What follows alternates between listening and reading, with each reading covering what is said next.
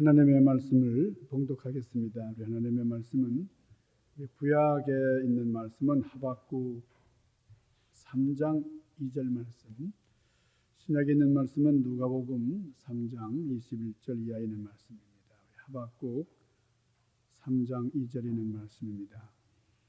여호와여, 내가 주께 대한 소문을 듣고 놀랐나이다. 여호와여, 주는 주의 일을 이 수년 내에 부응하게 하옵소서.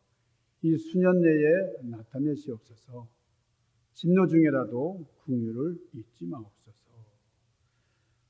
누가복음 3장 21절 말씀.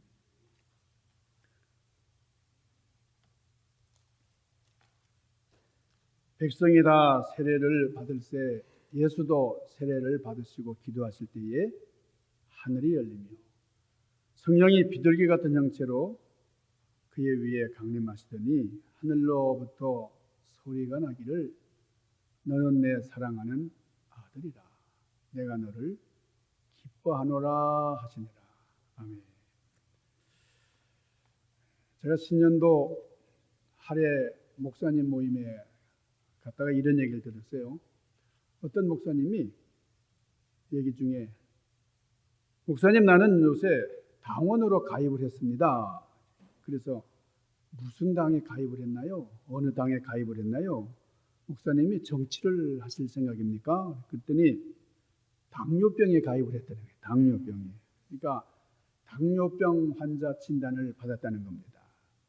그러면서 이 당원은 한번 가입하면 탈퇴가 없대요. 그러는 거예요. 그러면서 조 목사님은 당뇨병이 없습니까? 다행히 저는 당뇨가 없는 것 같아요. 고혈압도 없는 것 같고. 그러니까 앞으로 남은 삶을 좀 건강하게 살아야지. 제가 몸에 병이 들어가서 비실비실하면 우리 식구들이 참 힘들어 하겠죠. 여러분들도 비실비실한 목사들 별로 환영하지 않을 것 같아요. 열심히 건강해야 되고 또 바지런해야 되고 그래야 선한 일도 하고 얼마나 좋습니까? 우리 건강이 최고입니다. 사랑하는 여러분, 새해에도 건강하시기를 바랍니다. 그러기 위해서는 우리 건강한 역사를 이루기 위해서는 세 가지 목표를 세우고 실천하는 그런 한 해가 되기를 바랍니다. 첫째는 영적으로 향상을 하는 겁니다. 영적인 문제를 우선시하고 절대시하는 겁니다. 두 번째는 이 영적인 향상을 위해서 우리가 육체적인 그런 뒷받침이 필요해요.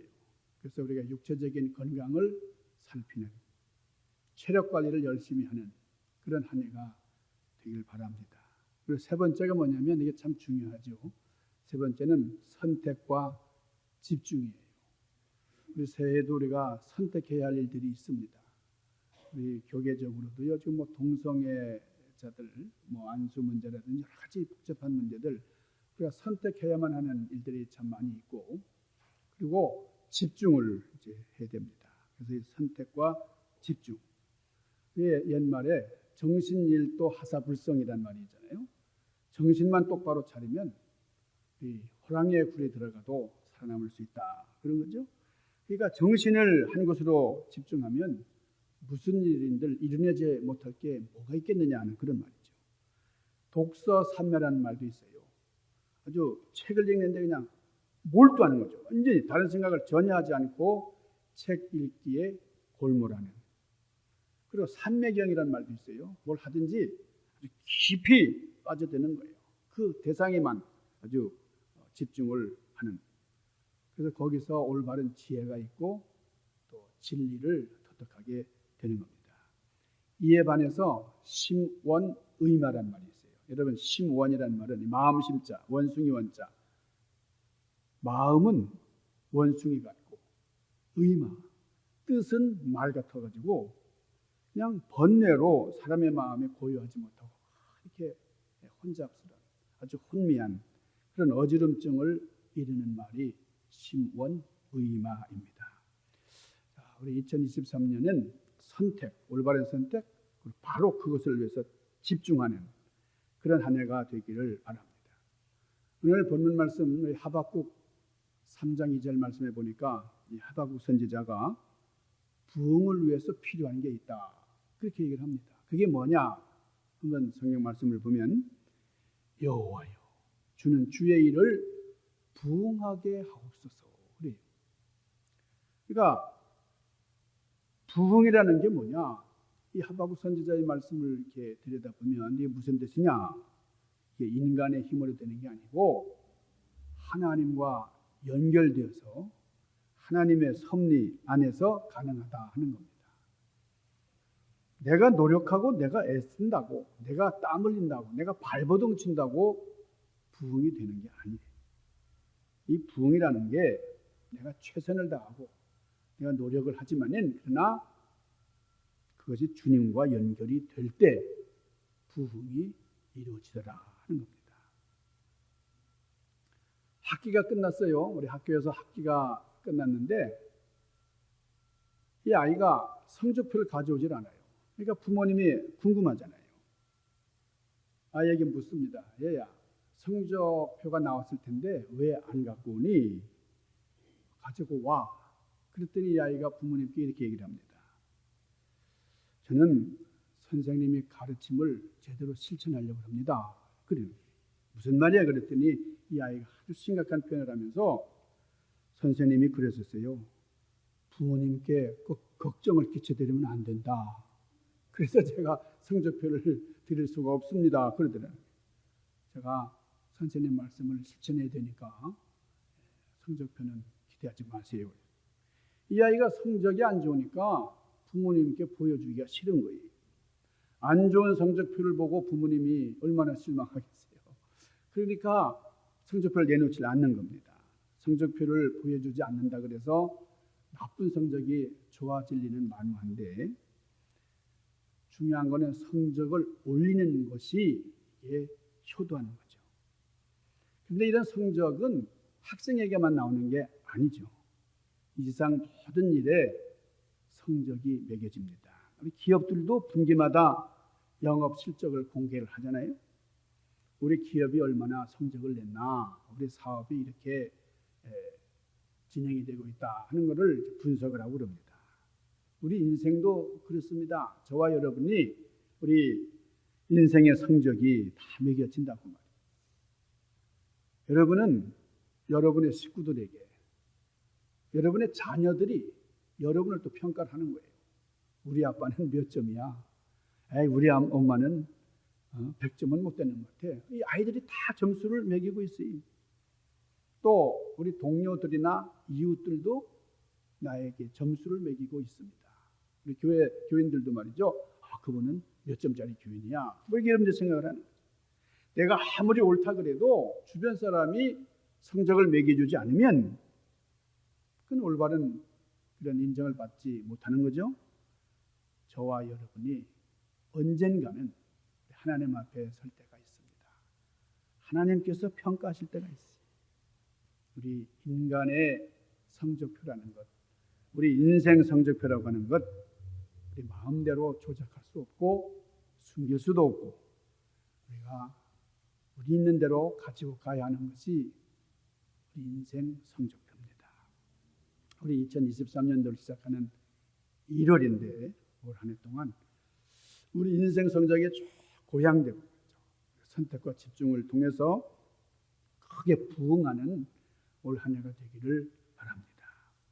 여러분, 인생 삶 가운데 우리가 성장하고 우리 인격이 아주 고양되고 이런 이것을 교회 용어로 바꾸면은 그것이 부흥이라는 겁니다. 부흥. 이 부흥이라는 말을 사전에서 찾아보니까 쇠하였던 것이 다시 일어나는 것, 흥하여지는 것, 이것이 부흥이다. 그러니까 망했던 사업이 다시 일어나면 그게 부흥이에요. 병약했던 분이 건강을 회복하면 그게 부흥이에요. 자녀들로 인해서 고통을 받았던 사람이 그 자녀가 회심하고 부모님께 효도하고 바른 길로 돌아선다. 그러면 이것도 부흥입니다. 갈라지고 깨어진 가정이 다시 합쳐졌다. 회복이 되었다. 이게 가정의 부흥이에요. 멸세와 천대를 받았던 사람의 그 명예와 권위가 회복이 되었다. 그러면 그것이 부흥이에요. 그러니까 쇠퇴한 것을 다시 일으키는 것. 여러분 그 중세기 암흑 시대가 끝나면서 르네상스라는 게 있잖아요. 그게 문예 부흥이라는 거예요. 문예 부흥. 경제도 부흥해야 되고 우리의 삶도 건강도 부흥해야 되겠지만은 가장 우선적으로 부흥해야 될 일이 영적인 부흥이다. 우리 영성이 부흥해야 된다. 오늘 성경은 말씀합니다. 내 영혼이 잘됨 같이 범사가 잘되고 강건하기를 내가 원한다. 그러니까 가장 우선돼야 될 게 너의 영혼이 잘됨 같이. 영혼이 잘되면 모든 것이 따라서 잘된다. 그런데 영혼이 잘되지 않으면, 영혼이 부흥되지 않으면 우리 제대로 살아갈 수가 없다는 거예요. 오늘 하박국 선지자가 부흥을 갈망하고 있는데 하나님 앞에 간절히 하나님 부흥을 주시옵소서, 부흥을 주시옵소서, 부흥하게 하시옵소서. 이 하박국 선지자 간절히 기도하고 있습니다. 그러면서 이렇게 고백을 해요. 여호와여, 내가 주에 대한 소문을 듣고 놀랐나이다. 지금 이 하박국 선지자가 놀랐대요. 무엇을 인하여 놀랐다고요? 주의 말씀을 듣고, 말씀을 들으니까 주의 소문을 들을 때에, 말씀을 들을 때에 내 인생의 부흥이 되었다. 이렇게 고백하는 겁니다. 어떻게 할 때 부흥이 일어났다고요? 말씀을 들을 때. 여러분, 여러분에게 듣는 축복이 함께 하시기를 바랍니다. 우리 인생을 살면서 그러잖아요. 내가 그 얘기만 제대로 들었으면 되는데 그때 그 얘기를 흘려버렸어요. 그때 그 얘기를 듣지 말았어야 되는 건데 그 얘기만 안 들었어도 되는데 여러분 그래서 사기당하고 말이에요. 그래서 내 인생 힘들고 말이에요. 또 해야 될 때 제대로 하지 않고 말이에요. 어떤 사람은 고집을 부리고 내가 그 말을 다 무시해. 그래서 후회하는 경우가 있습니다. 그때 그 얘기만 잘 들었어도 돼요.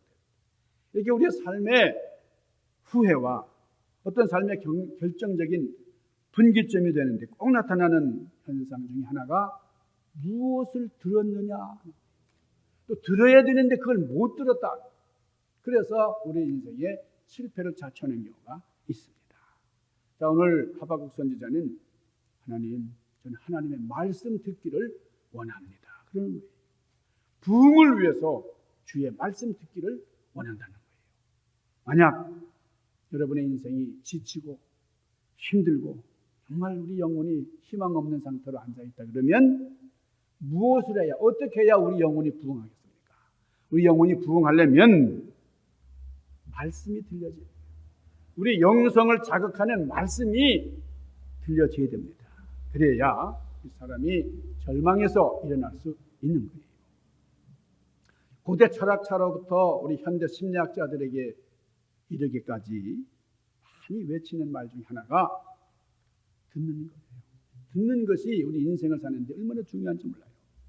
여러분 성경 말씀도 보면 들어라, 들어라 이런 말씀이 참 많죠. 율법서에 보면 이 들어라고 하는 단어가 굉장히 많아요. 여러분 신명기에 보면 그 말씀 율법을 주실 때에 들을지어다, 들어라. 우리 주님도 귀 있는 자는 들을지어다. 이 귀가 참으로 소중해요. 귀가 보배다 그런 말도 있잖아요. 우리가 이 말을 듣는데 긍정적인 말, 참 진리되는 말, 이런 말씀을 듣는 것이 얼마나 중요한가. 무의식적이라도 자신의 인생이 선한 곳에 놓일 수 있는 그런 기초는 선한 말을 들을 때, 긍정적인 말을 들을 때 일어난다는 거예요. 그런데 부정적인 말, 또 좀 조롱하고 멸시하는 그런 말을 들은 사람은 나도 모르게 무의식 속에 불행한 인생이 시작이 된다는 거예요. 여러분 정연승이라는 그 교수가 쓴 시장을 움직이는 49가지의 법칙이라는 게 있어요. 몇 년 전에 아주 베스트셀러였습니다. 제가 이 책을 처음 봤을 때에 아니 시장을 움직이는 법칙 50개도 아니고 49개. 그래서 그 책을 사게 되더라고요. 그러니까 이분이 벌써 마케팅을 한 거예요. 50가지로 했으면 제가 분명히 안 샀을 텐데 49가지 하니까 그 사고 싶은 마음이 생기더라고요. 그 책을 읽다 보니까 거기에 깨진 유리창의 법칙이라는 게 나와요. 이 마케팅을 하는데 이 깨진 유리창의 법칙, 이게 뭐냐면 건물 주인이 유리창 하나가 깨졌어요. 이걸 방치했습니다. 그 다음에 또 깨져요. 계속해서 깨지더라는 거예요. 그러니까 이 유리창 하나 깨진 걸 방치했더니 지나갔던 행인들이 그냥 계속 돌멩이를 던지고 깨뜨리고 그 건물에서는 강력 범죄가 되는 가능성이 많은 겁니다. 이 깨진 유리창, 그런데 유리창 하나 깨졌을 때 금방 그걸 갈아 끼고 말이에요. 그걸 정리를 하고, 요즘 이 미국에 이 낙서가 얼마나 많아요. 근데 낙서를 하자마자 그냥 지워버리면 이 낙서하는 놈들이 지쳐서 못하는 거예요. 할 생각을 안 하는 거예요. 근데 한 번 낙서를 했더니 계속 방치가 돼요. 또 낙서하고 말이죠. 이 깨진 유리창의 법칙을 다른 말로는 정직의 법칙이라 그런데, 정직한 마케팅, 이게 요즘 시장을 움직이는 그런 판도라는 거예요. 정직해야만 승부가 되더라. 정직하게 솔직하게 얘기하면 이게 상대방을 설득하는 좋은 그런 수단이 된다는 거예요. 그러니까 내가 좀 부족한 거는 괜찮아요. 근데 이거 거짓말하고 속이고 하는 거, 이거는 마케팅에서 아주 마이너스라는 거죠. 그래서 정직의 마케팅, 이게 후한 점수를 넣는 마케팅이에요. 그러니까 내가 깨끗한 모습으로 등장하는 거예요. 아주 이렇게 나를 숨기고 포장하거나 이런 게 아니라 있는 그대로 정직하게 나타나요. 제가 한국에 있을 때에 좋아했던 우유가 있는데 이게 바나나 우유였습니다. 바나나 우유. 여러분도 아마 잡숴보실 텐데 삼가이라는 회사에서 나와가지고 아주 맛있었어요. 근데 그 우유가 노란 색깔입니다. 그러니까 바나나 우유 그러면 이제 노란색으로 생각했는데, 근데 몇 년 전에 매일 유업이라고 하는 회사에서 바나나 우유를 출시를 했는데 여기서 나온 우유는 하얀 우유예요. 그러니까 여러분, 바나나가 원래 하얗잖아요. 이 껍데기만 노란 거지 속은 하얀 겁니다. 그러니까 이 매일 유업에서 나오기 전에 삼강에서 만든 우유는 노란색이었어요.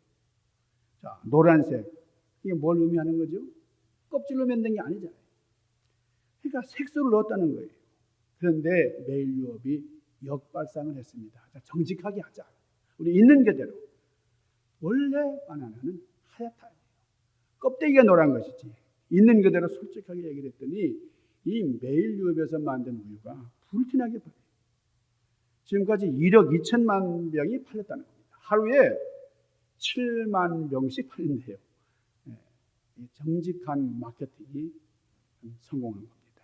우리가 사는 이 시대에 수많은 가짜 그리고 짝퉁들이 판을 칩니다. 가짜가 많고 어떤 게 진짜인지 몰라요. 이것도 가짜, 저것도 가짜, 짜가 이런 말이죠. 가짜 인생도 있고. 정말 진실한 사람이 어떤 사람인지, 어떤 사람이 괜찮은 사람인지, 정직한 사람인지 알기가 모호한 시대다. 여러분, 이 부흥을 이루기 위해서는 우리가 솔직해야 된다. 있는 그대로 정직해야 된다. 첫 번째, 우리 집중에 대한 데 말씀드리는데, 우리 영성이 한 곳으로 모아져서 한 곳으로 모을 때에 이게 힘이 있는 거죠. 누가복음 3장 21절 말씀을 봉독해 드렸는데요. 예수님께서 세례를 받으시는 그런 장면입니다. 21절 말씀, 백성이 다 세례를 받을 때 예수도 세례를 받으시고 기도하실 때에 어떻게 뭐라 그랬어요? 하늘이 열리며 그랬어요. 주님께서 기도하실 때에 하늘이 열렸다. 여러분에게 하늘이 열리기를 축원합니다. 기독교는 근본적으로 하늘이 열리는 그런 종교예요. 하늘이 열리는 곳에서 태초에 하나님이 천지를 창조하시면서 새하늘과 새 땅, 하늘이 열리면서 다시 새로운 하늘이 열리는 것으로 시작이 되고 끝이 나는, 이게 기독교 신앙 체계입니다. 그런데 문제는 하늘이 열리는 은혜의 체험은 제껴두고 너무 땅의 얘기만 하고 있으니까요. 땅의 얘기들 뭐 가지고 막 씨름하는 거예요. 그냥 여러분, 우리 교회에서 추구하는 가장 우선적인 것은 영성이다. 영적인. 그러니까 세상 이야기하고 땅 이야기하고 뭐 세상 사람들과 다른 게 하나도 없어요. 그러니까 세상 사람들한테 손가락질 받는 그런 교회가 되어버리지 않았느냐, 이런 생각을 합니다. 자, 그 다음 22절 말씀. 성령이 비둘기 같은 형체로 그 위에 강림하시더니. 여러분, 성령께서 임재하십니다. 여러분, 2023년 한 해 동안 성령님과 함께 동행하는 그런 여러분들 되시고 영적인 체험을 하면서 하나님의 영광을 찬미하는 삶이 되기를 바랍니다. 성령님께서 임재하시고 성령님이 우리와 함께 하시는 것이 너무나 중요해요. 자, 세 번째, 하늘에서부터 소리가 나기를 이는 내 사랑하는 아들이라 내가 너를 기뻐하노라 하시니라. 여러분, 말씀이 들렸죠? 하나님의 음성이 들렸어요. 하늘로서부터 나는 소리예요.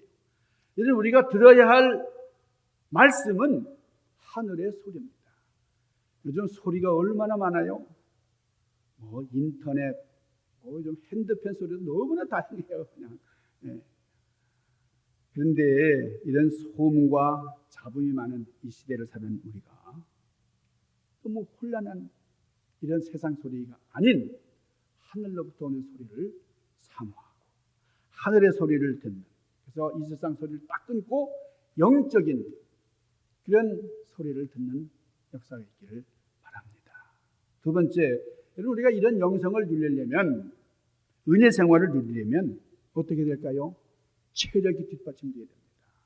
우리가 영성을 위해서도 우리의 체력이 굉장히 중요해요. 몸이 약해지면 여러분, 기도하기가 참 쉽지 않아요. 여러분, 기도하는 거 참 어렵습니다. 여러분, 1시간 앉아서 계속 기도해 보세요. 이게 체력이 뒷받침돼야지. 체력이 허락하지 않으면 기도도 제대로 못해요. 그래서 옛날 중세기 어느 기도원에서는 이 유럽에 있는 그 성당에 이런 구호가 걸려져 있었다는 거예요. 기도는 노동이요, 노동은 기도다. 여러분, 기도하는 거 참 쉽지 않은 겁니다. 여러분, 경험해 보세요. 우리 집중 기도하려면 이게 중노동하는 것과 같다 이거예요. 신앙생활 잘하려면 체력이 뒷받침돼야 돼요. 오늘도 교회 꼭 오셔야 되겠다고 이제 저랑 전화하신 우리 권사님 계신데 오늘 못 오셨어요. 왜냐하면 자꾸 쓰러지시고 건강이 뒷받침 안 되니까 마음이 얼마나 안타까운지 알 수가 없는 거예요. 여러분, 우리 신앙생활 잘하려면 육신적으로도 건강해야 돼요. 건강해야 모든 사람의 유익이 있습니다. 오늘 하박국 선지자가 이렇게 말해요. 부흥을 위하여 필요한 게 있는데 주여 진노 중에도 긍휼을 잊지 마시옵소서. 그래요. 우리가 진노의 대상인 건 맞는데 그러나 하나님 진노하지 마시고 긍휼을 베풀어 주시옵소서. 무슨 말이에요?